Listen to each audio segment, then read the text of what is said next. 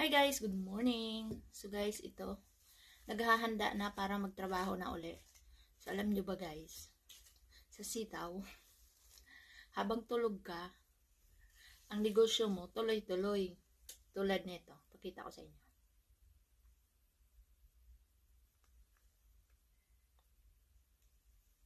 Kita nyo yan? Yung weekly withdraw ko.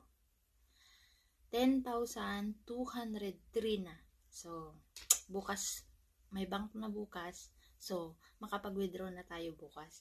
So, sa sitaw, kahit tulog ka, pagising mo, malaki na yung pera mo. So, ganun ang sitaw, guys.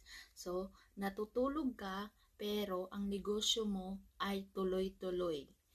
Kung yung iba, kung ikaw ay may tindahan, pag natutulog ka, yung tindahan mo sarado rin kasi tulog din, walang magbabantay. Pero sa sitaw, kahit tulog ka, tuloy-tuloy ang kita mo. Tuloy-tuloy ang order sa'yo. So, ganun ang sitaw, guys. Natutulog ka na kumikita. Ganun, guys. Kung hindi mo susubukan, hindi mo malalaman. Pero pag sinubukan mo, malalaman mo na totoo ang sinasabi ko.